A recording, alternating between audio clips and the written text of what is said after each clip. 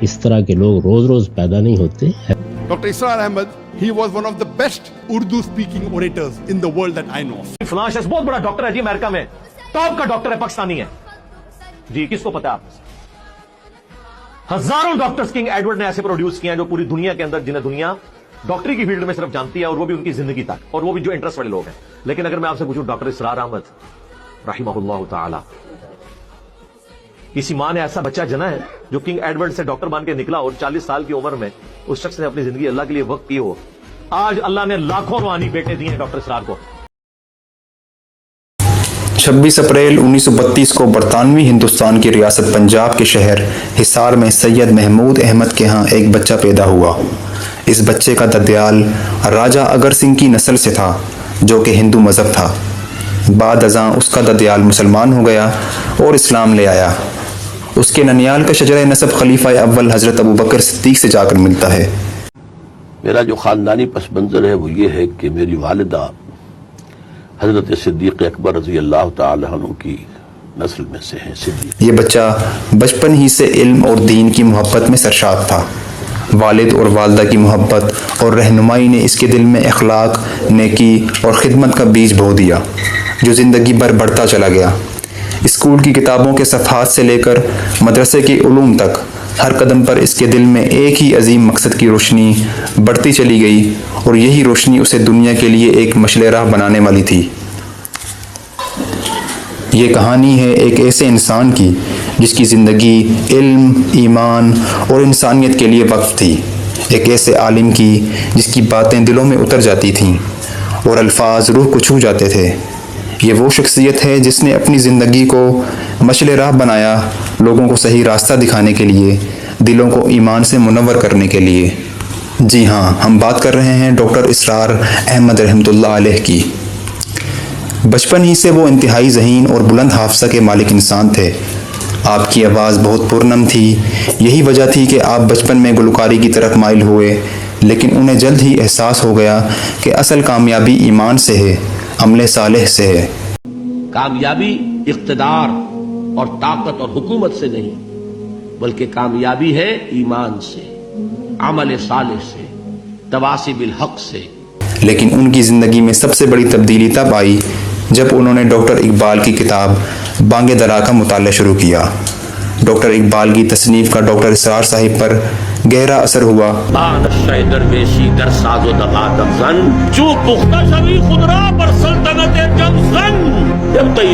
اور آپ کم عمری میں ہی تحریک پاکستان کا حصہ بن گئے اور کم عمری میں ہی اس تحریک میں اپنا نام پیدا کر لیا. آپ ڈاکٹر اقبال کے ساتھ مولانا عبدالکلام آزاد، شاہ ولی اللہ دہلوی، امین احسن اصلاحی اور مولانا مودودی صاحب سے بے حد متاثر تھے. باوجود اس کے کہ مولانا مودودی مسلم لیگ سے سیاسی اختلافات رکھتے تھے، لیکن ڈاکٹر اسرار مسلم لیگ کا حصہ ہونے کے باوجود مودودی صاحب کو پسند کرتے تھے اور انہیں ایک عزت کی نگاہ سے دیکھتے تھے. وہ مودودی صاحب کی جہاد اور خلافت کے نظریے سے بے حد متاثر تھے.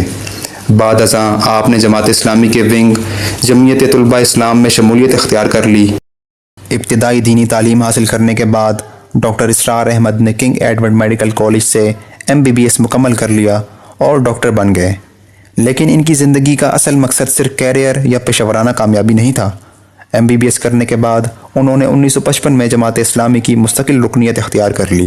جب جماعت اسلامی کے سربراہ مولانا مودودی نے انتخابی سیاست میں حصہ لینا شروع کیا تو ڈاکٹر اسرار صاحب نے محسوس کیا کہ یہ راستہ اسلام کی حقیقی روح سے ہٹ کر سیاسی طاقت کے معمولی حصول کی طرف جا رہا ہے، جس نے ان کی جماعت کو اصل مشن سے دور کر دیا ہے. اسی سوچ کے ساتھ یہ یقین رکھتے ہوئے کہ اسلام کی اجتماعی بقا صرف منظم، غیر انتخابی، تربیتی اور اصلاحی تحریک کے ذریعے ہی ممکن ہے. ڈاکٹر صاحب مولوی پروفیشن کے انتہائی خلاف تھے. وہ کہتے تھے کہ ہر انسان کو اپنی بیٹی کا نکاح خود پڑھانا چاہیے، ہر بیٹے کو اپنے والدین کا جنازہ خود پڑھانا چاہیے. آپ نے یہ مولوی پروفیشن کریٹ کیوں کیا ہے؟ اسلام میں کوئی مولوی پروفیشن نہیں ہے. اسلام میں نہ پاپائیت ہے نہ برہمنیت ہے. ہر مسلمان کو اس قابل ہونا چاہیے کہ نماز پڑھائے. ہر مسلمان کو اس قابل ہونا چاہیے اپنی بیٹی کا نکاح خود پڑھائے. ڈاکٹر صاحب کا ایک اور بیان جو انتہائی تنقید کا باعث بنا وہ یہ تھا کہ وہ کہتے تھے کہ جھنڈے کو سلامی دینا شرک ہے. اس کے علاوہ فرقہ وارانہ سوچ کے خلاف ان کے بیانات اور وحدت الوجود کے نظریے میں اختلافات کی وجہ سے شدت پسند اور فرقہ پرست مولویوں نے انہیں بہت برے برے القابات سے پکارا، لیکن ڈاکٹر صاحب اپنی اپنی دھن میں پکے سچے تھے، اپنا کام مرتے دم تک خلوص کے ساتھ کرتے رہے۔ بھائی ڈاکٹر اسرار کون ہے؟ ڈاکٹر اسرار کی کیا حیثیت ہے جس کے حوالے دے رہا ہوں؟ ڈاکٹر اسرار احمد صاحب ایک گمراہ عقائد کے حامل انسان ہیں۔ جنرل ضیاء الحق نے ڈاکٹر اسرار کو ریاستی ٹیلی ویژن پی ٹی وی پر ہفتہ وار دینی پروگرام کرنے کی دعوت دی۔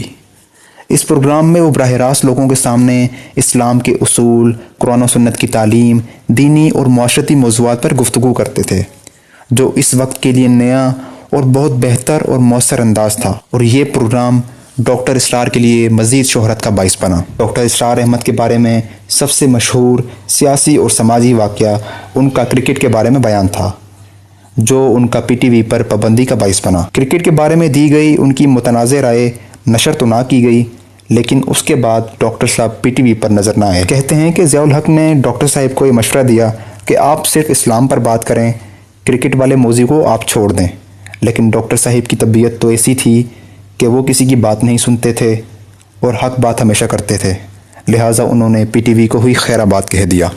بعد ازاں انہوں نے لاہور میں سمن آباد مسجد میں درس قرآن شروع کر دیا۔ وقت کے ساتھ ساتھ لوگ آپ سے متاثر ہونا شروع ہو گئے۔ 1972 میں انہوں نے انجم الخدام القرآن کی بنیاد رکھی تاکہ زیادہ سے زیادہ لوگوں کو قرآن کا صحیح فہم دیا جا سکے۔ 1975 میں انہوں نے اپنا اصل مقصد، جس کے لیے انہوں نے ماضی میں جماعت اسلامی اختیار کی تھی، اس مقصد کو پورا کرنے کے لیے اور خلافت اور اسلامی نظام قائم کرنے کے لیے تنظیم اسلامی کی بنیاد رکھی۔ ڈاکٹر اسرار مشرف کے ماشاء اللہ کے دور میں بھی ان کی غلط پالیسیز پر تنقید کرتے دکھائی دیتے تھے، جس طرح وہ ضیاء الحق کے دور میں ان کی غلط پالیسیز اور اسلام مخالف اقدامات پر تنقید کرتے تھے۔ وہ عالمی سازشی عناصر یعنی امریکہ اور اسرائیل کے خلاف بھی کھل کر بولتے تھے، اور اس حوالے سے ان کی ماضی کی پیشن گوئیاں بہت حد تک پوری ہو گئیں اور ہوتی دکھائی دے رہی ہیں۔ چاہے سارے عرب ملک اسلام کو، اسرائیل کو تسلیم کر لیں، پاکستان کبھی نہ کرے، اس لیے کہ پاکستان اسرائیل کے طور پر وجود میں آیا ہے۔ اللہ نے اسے اسرائیل کے وجود میں آنے سے 1 سال قبل وجود بخشا ہے۔ فیصلہ کیا گیا اور ان کو تقریب میں آنے لکھ کے رکھ لو، عنقریب بھارت ڈاکٹر اسرار احمد کو ستارہ امتیاز کے لیے منتخب کیا گیا، لیکن انہوں نے اس تقریب میں جانے سے انکار کر دیا، کیونکہ وہ یہ سمجھتے تھے کہ وہ صرف اللہ کی رضا کے لیے دین کا کام کر رہے ہیں، نہ کسی دنیاوی ایوارڈ کے لیے، لہٰذا حکومت نے ان کا ایوارڈ ان کے گھر ڈاک کے ذریعے بھجوا دیا۔ جب ڈاک کے ذریعے پارسل ان کے گھر پہنچا تو وہ حیران رہ گئے، لیکن انہوں نے اس ایوارڈ کو سائڈ پر رکھ دیا اور اسے کوئی اہمیت نہ دی۔ ڈاکٹر اسرار احمد نے پہلی بار 1995 کی دہائی میں عمران خان کے بارے میں کہا تھا کہ عمران خان ایک ابھرتی ہوئی شخصیت ہیں اور ان سے امیدیں وابستہ کی جا سکتی ہیں، لیکن ساتھ ہی انہوں نے بعض عالمی سازشی عوامل کی جانب بھی اشارہ کیا۔ چونکہ عمران خان کو لوگ پسند کرتے تھے، لہٰذا ڈاکٹر صاحب کو یہ فکر لاحق ہوئی کہ کہیں عمران خان یہودیوں کا جانے انجانے میں شکار نہ ہو جائیں۔ ڈاکٹر اسرار احمد کے بیٹے آصف حمید نے بھی اس بات کی وضاحت کی ہے کہ ڈاکٹر اسرار صاحب نے کبھی عمران خان کو یہودی ایجنٹ یا اسی نوعیت کی کوئی بات نہیں کہی۔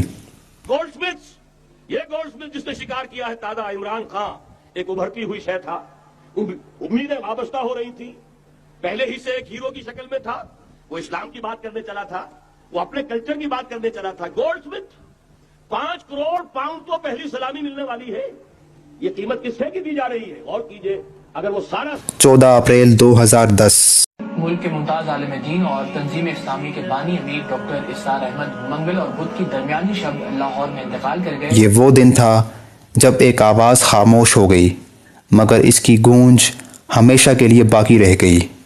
ان کی آواز ہمیشہ کے لیے سر بلند ہو گئی۔ ہزاروں ڈاکٹرز کنگ ایڈورڈ نے ایسے پروڈیوس کیے ہیں جو پوری دنیا کے اندر، جنہیں دنیا ڈاکٹری کی فیلڈ میں صرف جانتی ہے، اور وہ بھی ان کی زندگی تک، اور وہ بھی جو انٹرسٹ والے لوگ ہیں۔ لیکن اگر میں آپ سے پوچھوں ڈاکٹر اسرار احمد رحمہ اللہ تعالی، کسی ماں نے ایسا بچہ جنا ہے جو کنگ ایڈورڈ سے ڈاکٹر بن کے نکلا اور 40 سال کی عمر میں اس شخص نے اپنی زندگی اللہ کے لیے وقف کی ہو۔ آج اللہ نے لاکھوں روحانی بیٹے دیے ہیں ڈاکٹر اسرار کو، اور جو ڈاکٹرز جن کو آپ کنگ ایڈورڈ کا ٹاپ کا ڈاکٹر مانتے تھے نا، ان کے اپنے بچے بھی مرنے کے بعد ان کی قبر پہ نہیں جاتے ہیں، نہ ان کے لیے کوئی دعا کرتے ہیں۔ لیکن ڈاکٹر اسرار صاحب کو گھر گھر میں لوگ یاد کر رہے ہیں۔ ان کی پیدائش کے بعد جو لوگ بچے پیدا ہوئے ہیں نا، وہ بھی آج ڈاکٹر اسرار کو جانتے ہیں۔